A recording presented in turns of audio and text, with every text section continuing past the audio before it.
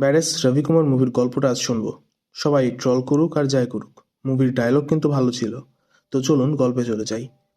সিনেমার হিরো রবিকুমার, কিন্তু তার আগে ভিলেনের পরিচয়টা দিয়ে নেই। ছোট বড় যুদ্ধ, অস্ত্র সরবরাহ, ড্রাগ, মানব পাচার সব ধরনের কাজ সে করে, কিন্তু আজ পর্যন্ত কোনো পুলিশ তাকে ধরতে পারেনি। ওমানে থাকে সে, নাম কার্লোস পেদ্রো প্যান্থার। একদিন এই কার্লোসের সাথে ডিল করতে আসে এক পাকিস্তানি। সে ইন্ডিয়াকে ধ্বংস করে দিতে চায়, ইন্ডিয়াকে গোলাম বানিয়ে রাখতে চায়। এর জন্য তার দরকার পাওয়ার। ইন্ডিয়ার এক বিশ্বাসঘাতক গোপন কিছু তথ্য সংগ্রহ করে, যেমন কোন দেশে কয়জন ইন্ডিয়ার আন্ডারকভার এজেন্ট আছে, তাদের সিকিউরিটি সিস্টেমে কী কী ভুল আছে, এমনকি ইন্ডিয়া ভবিষ্যতে কী পরিকল্পনা করছে। এ ধরনের সব গোপন তথ্য ছবি আর ভিডিও করে সে গাদ্দার একজনকে বিক্রি করে দেয়। সেই পাকিস্তানি কার্লোসকে গোপন তথ্যের ফাইল অর্থাৎ সেই চিপটা এনে দেওয়ার কাজটা দেয়। বিনিময়ে তাকে সে অনেকগুলো টাকার অফার করে। কার্লোস ডিল ডান করে। এরপর তার লোকেদের সেই ফিল্মের পেছনে পাঠায়। একটা ছেলে সেই ফিল্মটা পেয়েও যায়, কিন্তু লায়লা নামের একটা মেয়ে সেই চিপটা ওই ছেলের কাছ থেকে নিয়ে নেয়, তাকে মার্ডার করে। লায়লা কার্লোসের সাথে সোজা ডিল করে। ফোনে লায়লা বলে, আমার কাছে আছে চিপ, আমার একটা জিনিস প্রয়োজন, সেটা যদি আমাকে দিতে পারো তাহলেই আমি এটা তোমাকে দেব। তো ইন্ডিয়ার তথ্য ফাঁস হয়ে যাচ্ছে, তাদের কার্লোসের মুখোমুখি হতে হবে। আর এই কার্লোসের অনেক সহযোগী আছে, যেমন জাগুয়ার। তখন ইন্ডিয়ার পুলিশ ডিপার্টমেন্ট ঠিক করে এই ভিলেনের জন্য তাদের ইমানদার না, ব্যাডাস পুলিশ অফিসার দরকার। আর ডিপার্টমেন্টে একজনই আছে যে টোটালি ডিফারেন্ট, সেটা হচ্ছে ব্যাডাস রবিকুমার।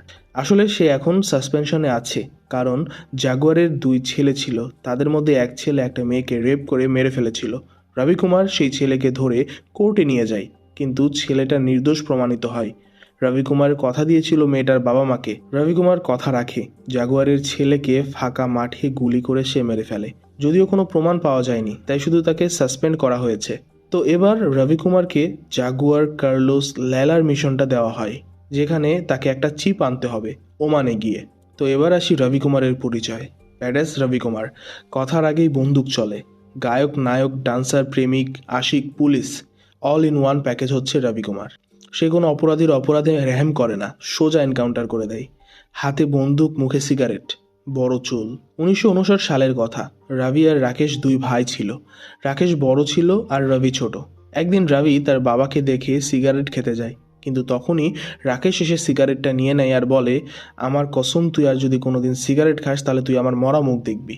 এরপর থেকেই রবি মুখে সিগারেট রাখে, কিন্তু জ্বালায় না কখনো। মুখের সিগারেট তাকে তার বড় ভাইয়ের কথা মনে করিয়ে দেয়। আসলে একদিন গাছের সাথে দড়ি দিয়ে ঝুলানো অবস্থায় রবির বাবার লাশ পাওয়া যায়। হাতে লেখা ছিল, টাকা না পরিশোধ করতে পেরে লজ্জায় আত্মহত্যা করেছি। রবির বাবা মারা যাওয়ার পর একদিন রাকেশও বাসা থেকে বেরিয়ে যায়। আসছি বলে গেলেও সে আর কোনোদিন ফিরে আসে না। সবাই ভাবে রাকেশ হয়তো পালিয়ে গেছে, কেউ ভাবে মারা গেছে। রবি তার ভাইকে অনেক ভালোবাসতো। এখনও সে আশা করে একদিন তার ভাইয়া হয়তো ফিরে আসবে। তো সেই ঘটনার পর থেকে রবিকুমার কোনোদিন সিগারেট খায়নি, শুধু মুখে রেখেছে। এই হলো হিরোর ইন্ট্রোডাকশন। তো রবিকুমার ইন্ডিয়ার হয়ে আনঅফিসিয়াল মিশনে বেরিয়ে পড়ে। মিশন হচ্ছে সেই চিপটা উদ্ধার করতে হবে আর কার্লোস, জাগুয়ার, ল্যালার মতো ভিলেনদের সাথে লড়াই করতে হবে। এয়ারপোর্টের দিকে যাচ্ছিল সে, ঠিক তখনই তার দেখা হয়ে যায় তার পুরানো ভালোবাসার সাথে। রবিকুমার আর মধুবালার চোখে চোখ পড়ে যায়। তাদের এই ভালোবাসা পূর্ণতা পায়নি, কারণ একটা সময় রবি মাধু অনেক ঘনিষ্ঠ ছিল। মাধুর বোন হচ্ছে ল্যালা। ল্যালা, মাধু আর রবি 3 জনেই একসাথে ছিল, অনেক ভালো বন্ধুও ছিল। মনে মনে ল্যালা রবিকে ভালোবাসতো। তাই মাধু যখন ল্যালাকে বলেছিল রবিকে সে ভালোবাসে, তখন ল্যালা বলেছিল রবিকুমার পুলিশ অফিসার আর সে সবসময় ডেঞ্জারাস মিশন করে, কখন কি তার হয়ে যাবে তার কোনো ঠিক নেই। এই জন্য ল্যালা মাধুকে বলে, তুই ওকে বিয়ে করতে পারবি না, তুই 2টা জিনিসের মধ্যে থেকে একটা জিনিস বেছে নিতে পারবি, হয় ল্যালা নাহলে রবি। মধু থেমে যায়, আর এখানেই রবিকুমারের প্রেমের গল্পের ফুল স্টপ লাগে। এবার ওমানে গিয়ে নামার পরে রবি, রানা, রাজা সবাই মিলে ঠিক করে তারা কি করবে। রানা বলে, ভুজাং হচ্ছে এই শহরের নেতা, তাকে সবাই সাধু, গডম্যান হিসাবে চেনে। রবিকুমার সোজা চলে যায় ভুজাংয়ের বাসায়। সিকিউরিটি ভেঙে সবাইকে মেরে ভুজাংয়ের বাসায় ঢোকে। এরপর ভুজাং আসলে রবিকুমার বলে, আমার জাগুয়ার, কার্লোসের সেই চিপটা লাগবে। মূলত জাগুয়ার আর কার্লোসকে লাগবে। ভুজাং হাসতে হাসতে বলে, চাঁদে যাওয়ার স্বপ্ন, চাঁদ ছোঁয়ার স্বপ্ন অনেকেই দেখে, কিন্তু সবাই সেই স্বপ্ন পূরণ করতে পারে না। তখন রবিকুমার শুধু ওয়ার্নিং দিয়ে চলে যায় সেখান থেকে। পরদিন রবি একটা পার্টিতে যায়, সেখানে নিশা অর্থাৎ সানির সাথে তার দেখা হয়। রবি আর নিশা সেখানে ডান্স পারফর্ম করতে থাকে। একটা লোক সেখানে এসেছিল, সে অনেক ভালো ডান্সার ছিল। পার্টি শেষ হলে জাগুয়ারের এক লোককে ধরে রবি, আর তখনই সেই ছেলেটা বলে, আপনি একটু আগে যার সাথে ডান্স করছিলেন সেটাই কার্লোস, আর তার হয়েই কাজ করে জাগুয়ার। আসলে জাগুয়ার হচ্ছে রবির কাকা, আপন কাকা।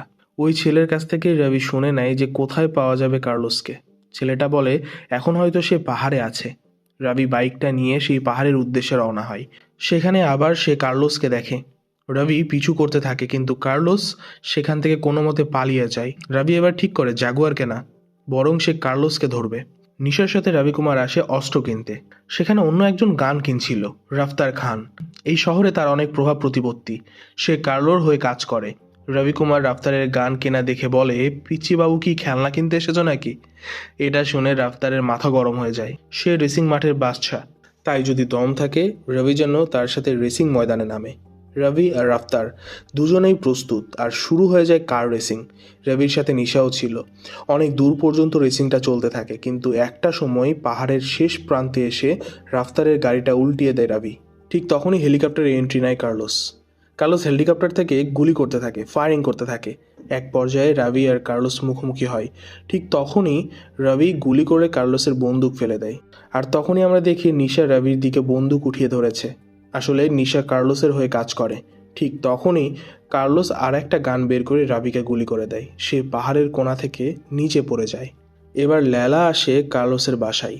সেখানে এসে লেলা কার্লোসকে তার সৌন্দর্যে পাগল করার চেষ্টা করতে থাকে। আর তখনই একটা সুযোগ বুঝে লেলা কার্লোসের বাসাতেই সেই চিপটা লুকিয়ে রাখে। আর কার্লোসকে বলে, আমার এখানকার জাদুঘরে রাখা একটা দামি হার পছন্দ হয়েছে, সেটা যদি তুমি আমাকে এনে দিতে পারো তাহলে আমি তোমাকে চিপটা দিয়ে দেব। সেই হারটা 3 দিন পর একটা অনুষ্ঠানে প্রদর্শন করানো হবে। যেভাবেই হোক তুমি যদি আমাকে সেটা এনে দিতে পারো তাহলে চিপটা তোমার। আমাকে মেরে ফেলার কোনো চিন্তাও করো না, করলে ভুল করবে, কারণ আমার মৃত্যুর পরেও তুমি সেটা কোনো দিনই খুঁজে পাবে না। তাই কার্লোস চুপ থেকে যায়। কার্লোস জাগুয়ার আর ভুজাংয়ের সাথে আলোচনা করে কি করা যায়। তখন ভুজাং বলে, আমি দেখছি বিষয়টা। এবার সে রবিকুমারকে ডেকে পাঠায়। কি ভাবছেন, পাহাড় থেকে পড়ে সে মারা গিয়েছিল? সে মুভির হিরো, তার জ্যাকেট ছিল বুলেট প্রুফ, আর প্যারাশুট নিয়ে সে সুন্দর স্মুথভাবে ল্যান্ডিং করেছিল পাহাড় থেকে। তো ভুজাং এবার রবিকুমারকে ডেকে বলে, 3 দিন পর এখানে একটা অনুষ্ঠান আছে, আর সেখানে একটা হার প্রদর্শন করানো হবে। সেই হারটা চুরি করে আনতে হবে। যদি তুমি হারটা আনতে পারো আমি নিজে তোমার হয়ে কার্লোস আর জাগুয়ারকে তোমার হাতে তুলে দেব।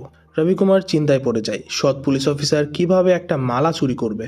তবে উপায়ও তো নেই, কারণ চিপ আর কার্লোসের পর্যন্ত পৌঁছাতে তো তার হবেই। সিদ্ধান্ত সে নেয় সে চুরিটা করবে।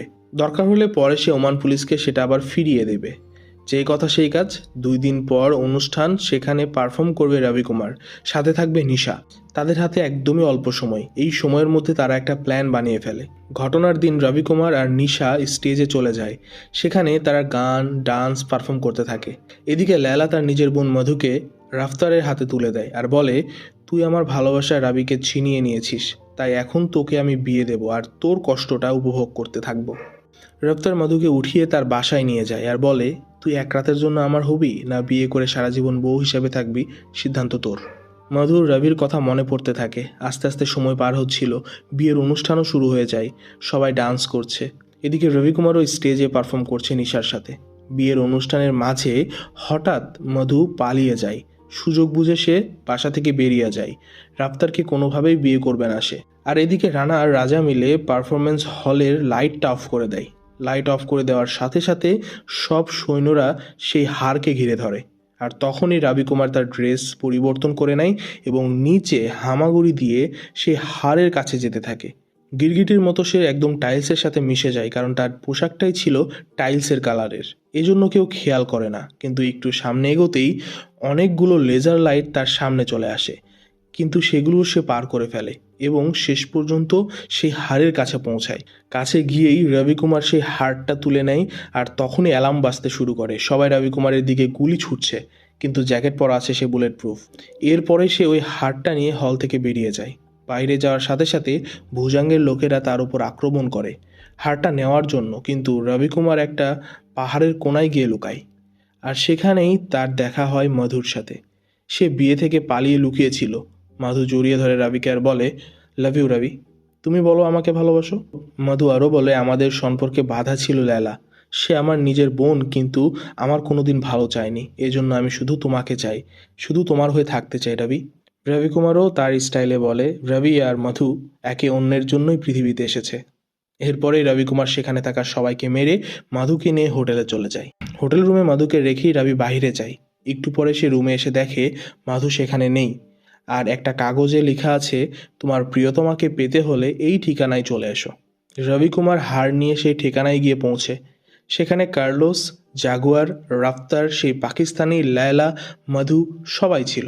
লায়লা বলে, আমাকে আমার হাতে হারটা দাও, হার পেলেই আমি 10 সেকেন্ডেই বের করে দেবো সেই চিপ। রবি কুমার বুঝতে পারে 10 সেকেন্ডে বের করে দেবে, এর মানে এখানেই আছে চিপটা। রবি লায়লার চোখের দিকে লক্ষ্য করে আর বুঝতে পারে এই আর্টিফিশিয়াল তাজমহলের নিচেই আছে চিপ। এরপর সে কৌশলে সেই চিপটা ওখান থেকে সরিয়ে নেয়। এরপর হারটা লায়লার হাতে দেয়। লায়লা তাজমহলের নিচে গিয়ে খুঁজতে থাকে, কিন্তু চিপটা আর খুঁজে পায় না।